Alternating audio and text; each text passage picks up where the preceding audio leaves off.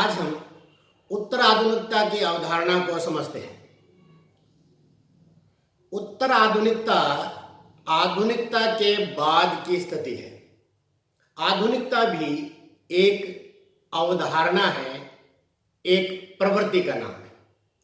मध्यकाल से जब भिन्नता होती है, मध्यकाल जब बदलता है, उस स्थिति को, उस प्रवृत्तियों को हम आधुनिकता की संज्ञा देते हैं।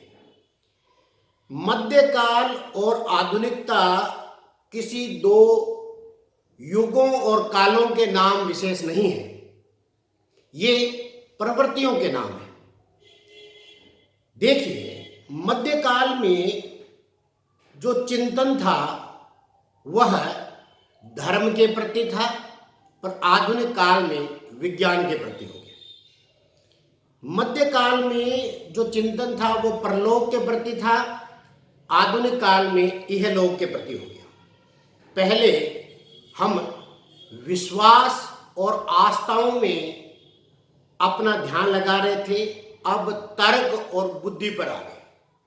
पहले क्षेत्रीय और ग्राम हमारी नजर में महत्वपूर्ण थे, अब राष्ट्र और नगर महत्वपूर्ण हो गए। पहले कृषि और पशु ये कार्य महत्वपूर्ण थे, अब उद्योग धंधे महत्वपूर्ण हो गए। इस प्रकार जिन प्रवृत्तियों में नगरीकरण, बौद्धिकता, विज्ञानवाद, राष्ट्रीयता और ये सारी चीजें इहलोक आदि दिखाई देती हैं, उन सारी प्रवृत्तियों का नाम आधुनिकता है। 18वीं शताब्दी जो है वो ज्ञानोदय की स्थिति है, अमिथकीय, गैर रोमांटिक साक्षात्कार की स्थिति है। इसे हम आधुनिकता बोध या आधुनिकता युग की स्थिति कहते हैं। आधुनिकता में यह माना गया कि जो व्यक्ति जितना आधुनिक है वह उतना ही मनुष्य है। मनुष्य के मस्तिष्क को परिष्कृत करने के लिए बुद्धि, तर्क, विज्ञान और यथार्थ, इनने मनुष्य के मस्तिष्क को अंदर से, अंतर्मुखी संकल्पों ने अंदर से उसको परिष्कृत करना शुरू किया। इसी तरह से व्यक्ति और समाज को भौतिक रूप से, बाह्य तरीके से नगरीकरण, मशीनीकरण, टेक्नोलॉजी और फैशन ने बहिर्जगत को संस्कारित और परिष्कृत करने का काम किया। ये आधुनिकता दो रूपों से हमें सजाने, संवारने और परिष्कृत करने का काम करने लगे। अब ये माना गया कि ज्ञान, विज्ञान और टेक्नोलॉजी से सजी उगी ये जो आधुनिकता है, इसमें ज्ञान और बुद्धि की ये जो यात्रा है, इस पर मनुष्य 2 शताब्दियों तक चला। चारों ओर मनुष्य आधुनिकता की धुन भी बजाने लगा। अब मनुष्य को ये कहा गया कि अब वह अपना नियंता खुद है, अब उसके किए का भार वह किसी पर नहीं डाल सकता। अब कोई मसीहा नहीं है जो उसको बचाने आएगा। अब प्रत्येक व्यक्ति को अपना क्रूस स्वयं वहन करना होगा।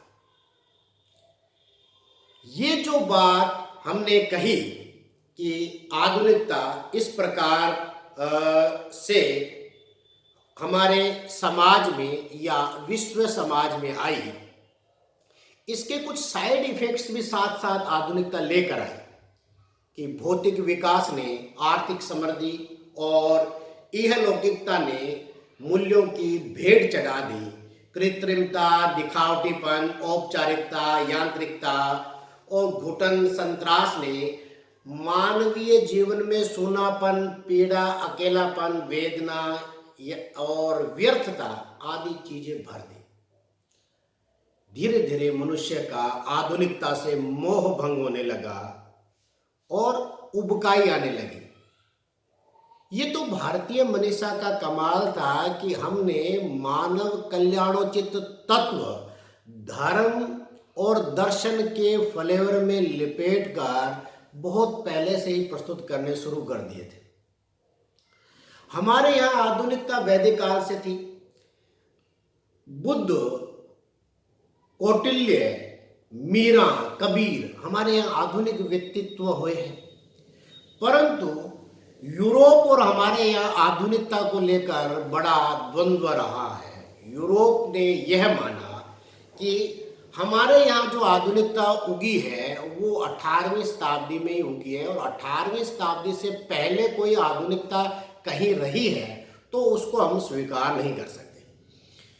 वहाँ यूरोप में धर्म और स्टेट, राज्य, दोनों एक दूसरे के विरोधी हैं, क्योंकि धर्म ने कभी भी कल्याणकारी राज्य होने के लिए सुलभ मार्ग नहीं बताया।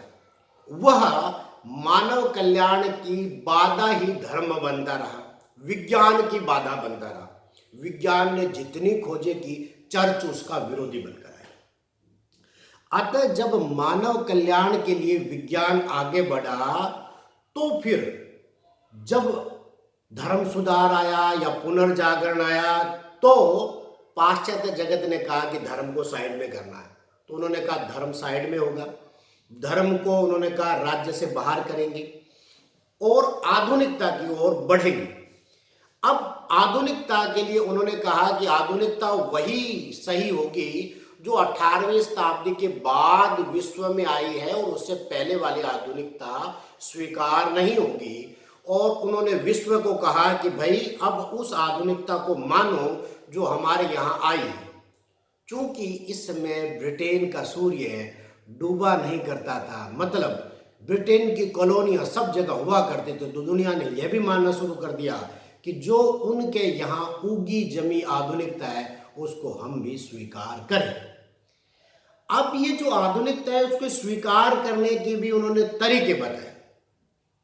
आधुनिकता तभी अपना ठीक से असर करती है जब वहाँ जो समाज है वो पहले कष्ट में हो। तो उन्होंने हमें भी कहा, भारतीयों को भी कहा, आपको पहले कष्ट में होना चाहिए, और कष्ट में भी ऐसा कि भौतिक कष्ट में होना चाहिए। हमारे लिए यहाँ एक अलग सी बात है कि हम इस तरह के कष्ट में कभी नहीं रहे। हमारे यहाँ सादा जीवन, अपरिग्रह, त्याग आदि हमारे यहाँ जीवन दर्शन की चीज हुआ करती थी। हमने कहा हमारे यहाँ ऐहिक सुख के बारे में ज्यादा सोचा ही नहीं गया, तो उन्होंने कहा नहीं, आपको भौतिक सुख के बारे में सोचना है, और अगर सुख है नहीं तो आपको कष्ट में रहना है, और उस सुख के लिए दौड़ लगानी है जो सुख आपको नहीं मिला है, और वो भी दौड़ सबको साथ लेकर नहीं, सबको गिराते हुए, एक दूसरे पे पैर रखते हुए आपको दौड़नी है। और ये भी याद रखना है कि प्रकृति कोई देवीय चीज नहीं है, वो आपके उपभोग के लिए है, और उस प्रकृति का उपभोग आपकी अपने सुख के लिए करना है। ये आधुनिकता ने आपको अपने लिए बात बताई, जो यूरोपीय चीज थी, जो पाश्चात्य चीज थी। अब उन्होंने ये भी बात की कि जो आधुनिकता है वो एक अनुसंधान परक चीज है, और अनुसंधान परक चीज से सत्य निकलता है, और सत्य वो है जो यथार्थ है, और यथार्थ वो है जो वस्तुनिष्ठ है। इसका मतलब ये हुआ कि धर्म, ईश्वर, राजसत्ता या कुलीन विशेषाधिकार, जितनी भी अवधारणाएं हैं उन सब को हमने वस्तुनिष्ठता के आधार पर इस समय कस लिया, और हर विषय के बारे में हमने बहुत चिंता करी। इसका मतलब जितना समय हम आधुनिकता के अंदर रहे वो सारा का सारा अशांति का काल रहा। तो बहुत सारे विद्वान ये कहते हैं कि हम जितना आधुनिकता के समय रहे, आधुनिकता अराजकता ही फैलाती रही।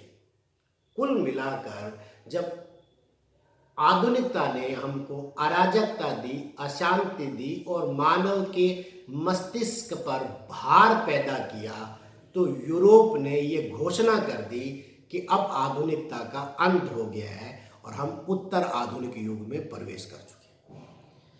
अब भारत के लिए बड़ी अजीब चीज हो गई। हम यहाँ बहुत सारे जगहों पर तो अभी भी मध्यकाल में ही जी रहे हैं, और कुछ जगह हम आधुनिकता की ओर बढ़ ही रहे थे, कि यूरोप ने कह दिया कि आधुनिकता समाप्त हो गई है और हम उत्तर आधुनिक युग की ओर चल पड़े। अभी हाल ही में ऐसी बात भी सुनने को आई है कि यूरोप ने यह भी कह दिया है कि उत्तर आधुनिकता भी समाप्त हो गई।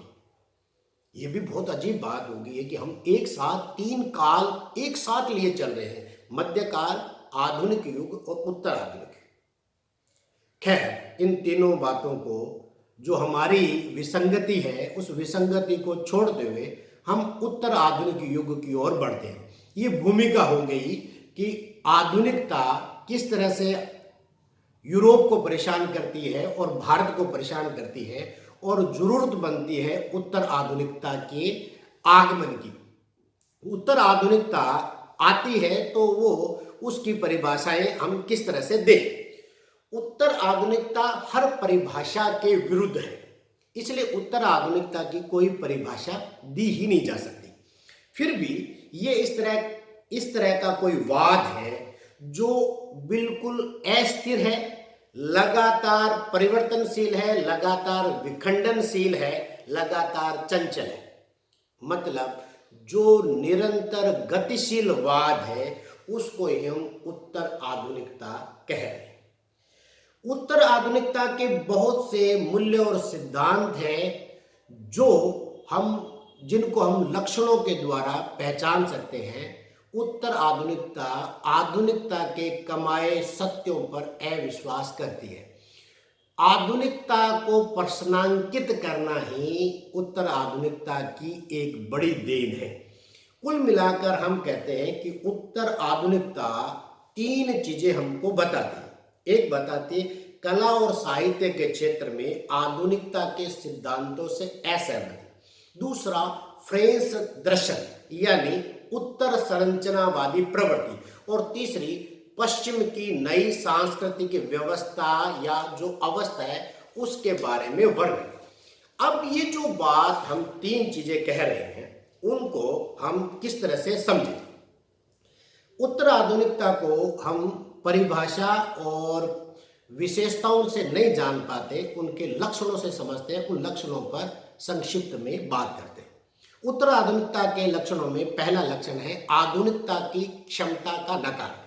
उत्तर आधुनिकता आधुनिकता की क्षमता पर बिल्कुल प्रहार करती और आधुनिकता को ठीक नहीं मानती। आधुनिकता जो थी वो ऐसे माना करती थी कि वो सार्वभौमिक उन्नतिशीलता को लेकर चलती है, मानववाद और स्वायत्तता की बात करती है और इतिहास की एक रेखीय गति को बताती है। अतः उत्तर आधुनिकता ये कहती है कि इतिहास की एक रेखीय गति नहीं होती, वर्तुल गति होती है और कोई क्रमिक गति नहीं होती, अवरुद्ध गति होती है।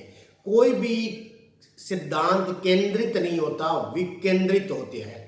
और इसके अलावा कोई भी चीज सार्वभौमिक जैसी चीज और स्वायत्त जैसी चीज नहीं होती, सब चीजें आपस में घुली मिली होती है। ल्योतार जो उत्तर आधुनिकता के शुरुआती विद्वानों में से थे, उन्होंने महाख्यान मेटा नैरेटिव जिनको कहते हैं उन पर अविश्वसनीयता जाहिर की। उसके साथ ब्रूनो लातूर, एलन तोरेन, हेबरमास जैसे विद्वानों ने उनके साथ समर्थन किया। हेबरमास ने तो पूरी की पूरी आधुनिकता को ही अधूरी परियोजना नाम दिया। दूसरा इसका लक्षण, उत्तर आधुनिकता का जो लक्षण है वो है विकेंद्रीयता। विकेंद्रीयता का अर्थ है कि अब तक आधुनिकता ने जिन केंद्रों को स्थापित किया था उन केंद्रों को अब हटाया जा रहा है। जो हाशिए पर और परिधि पर लोग स्थित थे या चीजें स्थित थी वो अब केंद्र में आ रही है। यहाँ पर एकीकृत, केंद्रीकृत और अभिजात्यवादी शक्तियां अब विशृंखलित होकर केंद्र से हट करके दूर जा रही है। ये पावर शिफ्ट की प्रक्रिया है। सांस्कृतिक संवाद के अगुवा कहे जाने वाले लोग अब पावर शिफ्ट की इस युग में हटते चले जा रहे हैं और स्थानीयता और विभिन्नता जो है वो महत्व पाती जा रही है। इसी कारण दलित, स्त्री, काले लोग और जिसको हम कह सकते हैं तीसरी दुनिया के जो लोग हैं वो महत्व पाते जा रहे हैं। अन्य को महत्व, ये अन्य को महत्व जो है इस काल में मिल रहा है। अगला बिंदु, अगला लक्षण वह है महाआख्यानों का अंत। उत्तर आधुनिकता से पूर्व जो आधुनिकता थी, इसने महाआख्यानों को निर्मित किया था। सत्य, न्याय, सिद्धांत और वर्चस्व, इनको स्थापित करने के लिए कुछ आख्यान निर्मित हुए थे। इनको महाआख्यान कहते हैं, मेटा नैरेटिव। ये मेटा नैरेटिव थे कुछ जैसे संरचनावाद, मार्क्सवाद, अस्तित्ववाद। इन पर उत्तर आधुनिकता प्रश्न चिन्ह लगा देती है। क्यों लगा देती है? वो कहते हैं कि उत्तर आधुनिकता किसी पूर्णतावाद पर विश्वास नहीं करती और ये सिद्धांत पूर्णतावाद पर आधारित है। महाआख्यानों में पूर्णतावाद को परोसा गया है, इसके बजाय लघु आख्यान होने चाहिए। लघु आख्यान हो या परंपरागत आख्यान हो। परंपरागत आख्यान जो होते हैं या वृत्तांत होते हैं, उनमें न तो सत्य पर ज्यादा जोर दिया जाता है, न ही समग्रीकरण पर। लोक ज्ञान और स्मृति और विश्वास, इनमें जोर रहता है, इन पर महत्व दिया जाता है, इसलिए महाआख्यानों का अंत हो चुका है। अगली विशेषता है प्रबोधन परियोजना का अंत। प्रबोधन परियोजना, ऐसे इसको बोलते हैं इनलाइटमेंट प्रोजेक्ट। इनलाइटमेंट प्रोजेक्ट को हम ऐसे समझे कि पहले जो वैज्ञानिक खोजें हुई आधुनिक काल में, कोपरनिकस, कांट, डेकार्ट, न्यूटन, इन्होंने एक ज्ञान का वृक्ष खड़ा किया। इस ज्ञान के वृक्ष से ज्ञानोदय हुआ। तर्क, विज्ञान, बुद्धि, अनुसंधान, प्रायोगिकता, वस्तुनिष्ठता, स्वायत्तता, ऐसी बहुत सारी चीजें आधुनिकता की देन मानी गई। फूको ने इस संबंध में एक बात कही कि आधुनिक व्यक्ति स्वयं की निगरानी में कैद व्यक्ति है और इस प्रबोधन ने, जिसको हम प्रबोधन परियोजना कहते हैं, इसने समाज में भेद पैदा किए, एक ज्ञानवान व्यक्ति और एक कम ज्ञानवान या अज्ञान व्यक्ति।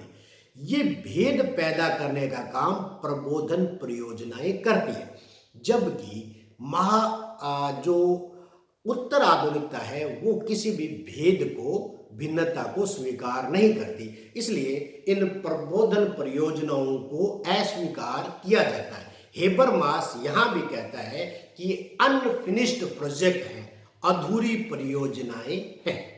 अगला बात, अगला बिंदु, अगला लक्षण उत्तर आधुनिकता का, वो है बहुलतावाद।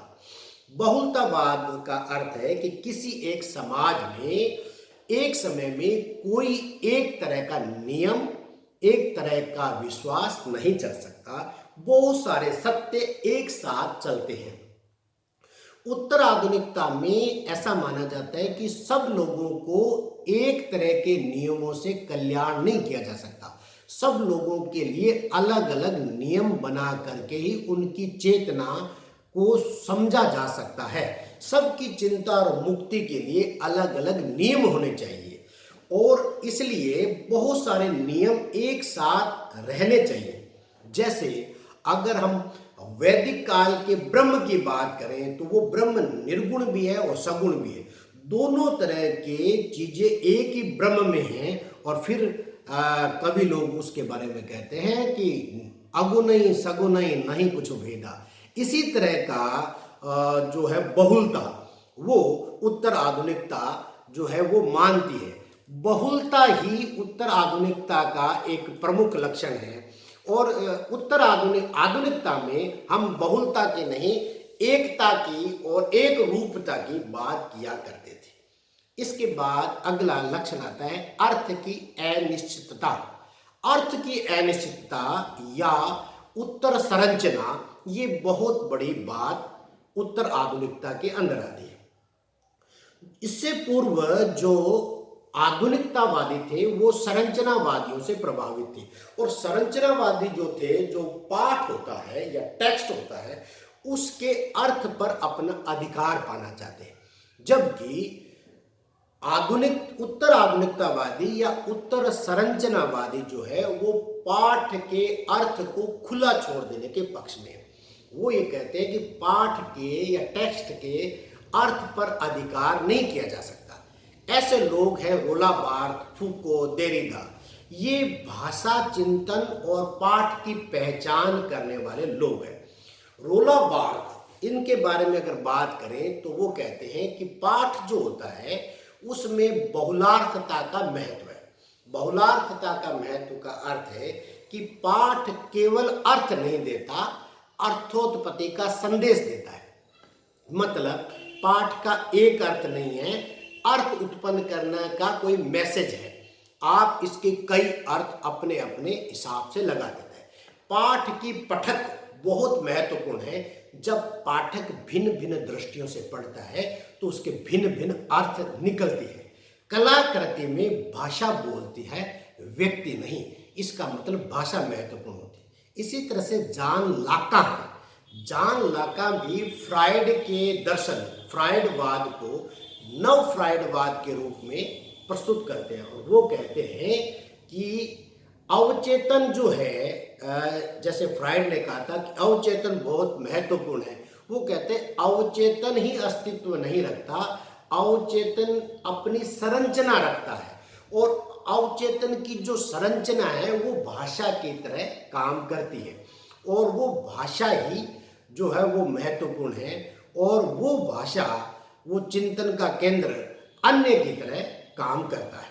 इसी तरह से देरिदा जो है वो विखंडनवादी या विरचनावादी एक सिद्धांत पेश करता है। वो ये कहता है कि पाठ का कोई अर्थ है, उस पाठ के अर्थ को जो निर्धारित अर्थ बताया जाता है उस अर्थ को विस्थापित किया जा सकता है। मतलब उस अर्थ को बदला जा सकता है पठत से, अगर हम कई बार पढ़ें या दोहरी पठत करें, और बदल के उस अर्थ को फिर तोड़ा भी जा सकता है, विखंडित भी किया जा सकता है। और उसने देरिदा ने यह भी कहा कि पहले ये मानते हैं कि वाक जो बोलते हैं वो लेखन से ज़्यादा महत्वपूर्ण है, जबकि उसने कहा कि लेखन वाक से ज़्यादा महत्वपूर्ण है। लेखन बोलने से पहले मस्तिष्क में छपता है, फिर बोला जाता है, फिर लिखा जाता है। परंतु बाद में इसी बात को उसने उल्ट दिया और उसने कहा वाक ज़्यादा महत्वपूर्ण होता है और उसको सिद्ध किया और फिर उसको उल्ट दिया। इसका मतलब है कि अपनी ही मान्यताओं को वो कई बार बदलता रहा और उसने कहा कि अर्थ के संबंध में कोई बात तय नहीं है, अर्थ का केंद्र वास्तव में है ही नहीं, कहीं तय नहीं किया जा सकता। इसका मतलब पाठ के भीतर कहीं से पाठ और निकल आता है, इसी को ही अंतरपाठीयता कहते हैं। ये कुल मिलाकर हम ये कहते हैं कि अर्थ कहाँ है, तो उत्तर संरचनावादी या उत्तर आधुनिकतावादी पाठ के अर्थ को खुला छोड़ने के पक्ष में है। चलो अगला बिंदु या अगला लक्षण है कला और साहित्य की शुद्धता पवित्रता पर चोट। इससे पहले हम कला और साहित्य की पवित्रता पर बहुत ज़्यादा महत्व देते थे। ऐसे कला को रूपांतरकारी, कलाकार को सुधारक, कलाकार को महान ऐसे माना करते थे। उन्होंने कहा कि महान विशेषण कोई होता ही नहीं। उन्होंने कहा कि कलाएं जो है वो विराट उपभोग के लिए होती है, बाजार के लिए होती है, और कलाएं जो है पण्य है, मतलब बिकाऊ है, बाजारू है, और कलाकार का काम सुधारक का काम नहीं है, क्योंकि लेखक तो कुछ है ही नहीं, यहाँ तो पाठक है। लेखक जो लिख रहा है वो बात कहता ही नहीं है, पाठक अपने आधार पर अर्थ लगाता है। ये लेखक की मृत्यु का समय है, ऑथर जो है वो खत्म हो गया है, मृत हो गया है। तो कला शुद्ध नहीं, व्यावसायिक है, शाश्वत नहीं, दैनिक है। चलिए अगला है पैरोडी और पेस्टिज। वर्तमान में कोई रचना संभव हो ही नहीं रही है। क्यों नहीं हो रही है? क्योंकि अब यथार्थ नहीं रहा। यथार्थ की जो परिकल्पना थी वो आधुनिकतावादी थी, अब अति यथार्थ है। अति यथार्थ का अर्थ बताते हुए बोद्रिया नाम के एक विद्वान कहते हैं, इसको साई मुलक्करा कहते हैं। साई मुलक्करा का मतलब है छलना। अब हम जो है ठगी का शिकार हो रहे हैं, छलनाएं हमको छल रही हैं। ये छलनाएं पूंजीवाद की देन है। और अब जो छलनाओं के समय जो साहित्य लिखा जा रहा है वो साहित्य पैरोडी है, नकल है। और साहित्य, वृतांत, विमर्श, इतिहास और कथा ये सब मिलकर एक साथ पेश हो रहे हैं। इसका मतलब है कि ये पेस्टिज है, खिचड़ी है, कतरन है, मिश्रण है। तो इसका मतलब पैरोडी और पेस्टिज का साहित्य है। अगला बिंदु, नव इतिहासवाद। नव इतिहासवाद से आशय ये है कि साहित्य की समीक्षा के दो सिद्धांत हैं। एक सिद्धांत यथार्थवादियों का है, वो ये कहते हैं कि साहित्य पर इतिहास और संस्कृति का प्रभाव पड़ता है, यानी बाह्य तत्वों का साहित्य पर प्रभाव पड़ता है। मतलब आपने सुना होगा कि साहित्य समाज का दर्पण होता है, जैसा युग होता है वैसा साहित्य होता है। युग सापेक्ष साहित्य होता है, एक मत ऐसा होता है। दूसरे होते हैं रूपवादी। रूपवादी कहते हैं कि साहित्य पर साहित्य के आंतरिक तत्वों का ही प्रभाव पड़ता है। ये दो तरह की मान्यताएं आधुनिक युग में चला करती थी। उत्तर आधुनिक युग वाले जो लोग हैं वो नव इतिहासवादी हैं। वो कहते हैं कि साहित्य को इतिहास और युग नहीं, संस्कृति प्रभावित करती है और संस्कृति को साहित्य, मतलब दोनों क्रम चलते हैं। इसको हम नव इतिहासवाद कहते हैं। उत्तर आधुनिकता की जो साहित्य के मूल्यांकन की पद्धतियां हैं वो नव इतिहासवाद है। इसी के साथ और बहुत सारे लक्षण उत्तर आधुनिकता के हैं, जैसे युगल विपरीतता। दो समूह होते हैं, दोनों अलग अलग होते हैं, एक दूसरे पर प्रभाव डालने लग जाते हैं और एक उसके नीचे आ जाता है, जैसे स्त्री प्रभुत्व। बहुलतावाद, बहुत सारे सिद्धांत होते हैं और एक साथ काम करते हैं। पूंजीवादी दर्शन, मार्क्स का जो विरोध था वो पूंजीवादी दर्शन पे था, परंतु अब वो पूंजीवाद वृद्ध पूंजीवाद में बदल गया है, जिसको लैट कैपिटलिज्म कहते हैं।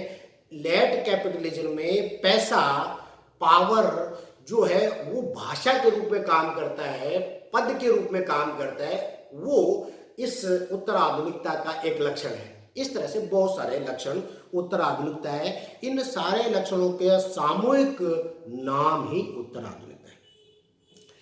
प्रारंभ जो है उत्तर आधुनिकता का 1967 में कला के क्षेत्र में जॉन बोर्थ ने लिया। एक शहर है लॉस वेगोस, उसकी नगरीय संरचना के संदर्भ में स्थापत्य कला के रूप में भी इसका प्रयोग हुआ। आर्नोल्ड टाइनबी ने एक किताब लिखी, एक स्टडी ऑफ हिस्ट्री, 1947। उसमें इन्होंने माना कि 1925 से हम इसको शुरुआत मान सकते हैं उत्तर आधुनिकता की, परंतु भारत में आते आते बहुत समय लगा। 1980 के पास जो है हिंदी के विद्वानों ने उत्तर आधुनिकता पे चर्चा की। मनोहर श्याम जोशी का उपन्यास है कुरु कुरु स्वाहा, वो 1980 के आसपास लिखा गया। वहां से उत्तर आधुनिकता की चर्चा हिंदी में होती है। ये उत्तर आधुनिकता के संबंध में बात है। इसका वर्तमान और भविष्य क्या है, इस पर भी थोड़ी सी बात करते हैं।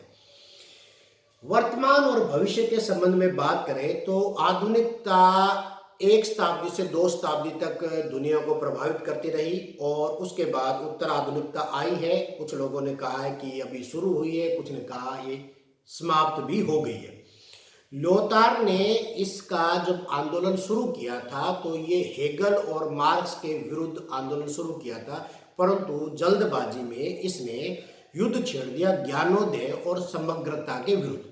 अब ज्ञानोदय और समग्रता जो थी वो विवेक स्वतंत्रता आंदोलनों को शुरू करने वाली थी और इससे ये चीजें भी बाधित होने लगी। हम कोई भी ये नहीं चाहता होगा कि विवेक, स्वतंत्रता, समानता जैसी चीजें कभी अवरुद्ध हो, पर कहीं न कहीं उत्तर आधुनिकता इनको भी रोकती है। अब पूंजीवाद जो पहले विश्व को छल रहा था, एशिया, अफ्रीका के जो देश थे वो पूंजीवादी व्यवस्था के कारण ही लूटे गए। अब उनके वंशज आज कह रहे इतिहास कुछ नहीं है, भूल जाओ, इतिहास खत्म हो, इतिहास मर गया। सॉरी, इतिहास मर गया मतलब आप हमने जो किया, उन्होंने जो किया वो भूल जाओ। आज वो बाजारवाद और वैश्वीकरण की नैया पर चढ़कर फिर आए और फिर हमको लूट रहे हैं। मतलब हमारी पहली वाली गलतियों को तो भूलो और अब फिर हम जो कर रहे हैं हमारे कृत्य, उनको आप निसंकोच भाव से स्वीकार करना। तो कुल मिलाकर ये आप समझने की बात है कि एक पूंजीवादी व्यवस्था का नाम है, जिसको हम भाषा, साहित्य, कला या फैशन या आंदोलन नहीं कह सकते। कहा तो यही जा रहा है, वास्तव में ये एक राजनीति है। राजनीति है और ये पूंजीवादी विचारधारा से उत्पन्न है, जो इसी कारण पहले अमेरिका इसको स्वीकार नहीं कर रहा था। अब अमेरिका भी इसको हाथों हाथ ले रहा है और 30-40 वर्षों में एकाएक उत्तर आधुनिकता बहुत प्रकाश में आ गया है और महत्व बनता जा रहा है। इसके बाद भी हम ये माने कि उत्तर आधुनिकता इतना जो है बुरा विचार भी नहीं है। इसने नैतिकता के रूप में भी कुछ बात किए, वंचितों, पिछड़ों के लिए स्वयं के बदले पर की ये पक्षधरता करता है, किसी प्रकार की संप्रभुता को स्वीकार नहीं करता, कोई हम पर अधिकार नहीं कर सकता। पर्यावरण आंदोलन हो या विज्ञान की जो सीमाएं थी, विज्ञान ही सबसे बड़ी सत्ता है, ऐसा हम नहीं मान सकते। किसी एक सिद्धांत से हम समाज और इतिहास को व्याख्यायित नहीं कर सकते। उत्तर आधुनिकता ने यह सिखाया। पहले एक ही सिद्धांत से सबको हाँकते थे। स्थानीयता की बात इसने की। इससे पहले हम पाश्चात्य दृष्टि से सबको मूल्यांकन करते थे। अब हम अपनी आजादी, अपनी पहचान, अपनी संस्कृति से अपने को समझ रहे हैं। पश्चिमी वर्चस्ववाद को चुनौती दी। पश्चिमी सबसे बड़ा है उत्तर आधुनिकता के कारण।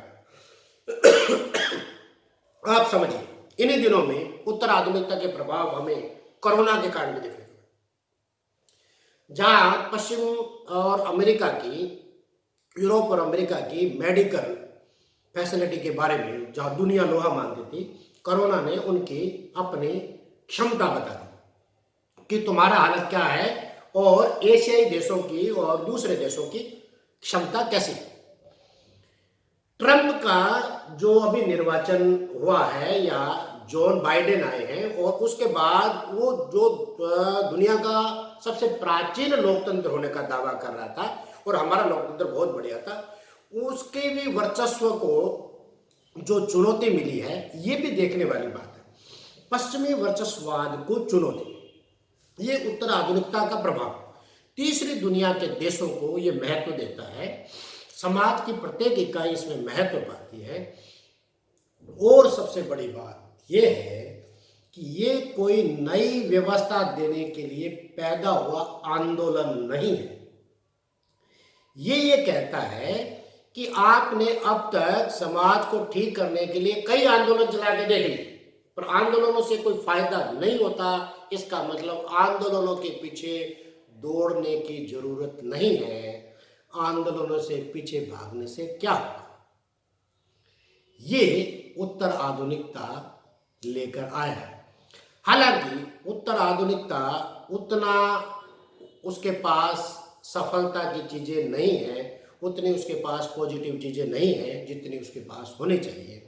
उत्तर आधुनिकता का विचार भारत के लिए उतना अच्छा नहीं है। आधुनिकता का विचार भी भारत के लिए उतना अच्छा नहीं था। हालांकि हमने भारत में भी आधुनिकता को स्वीकार किया था। हमें किसी भी पश्चिमी जगत से आने वाले विचार को आंख मूंद कर स्वीकार नहीं करना चाहिए। हमारे यहाँ चिंतन की बहुत सारी धाराएं, बहुत सारे दर्शन हैं, उन पर विचार करना चाहिए। परंतु यह चीज़ जो उत्तर आधुनिकता की है उसको भी हमको समझना चाहिए। इसी के साथ नमस्कार।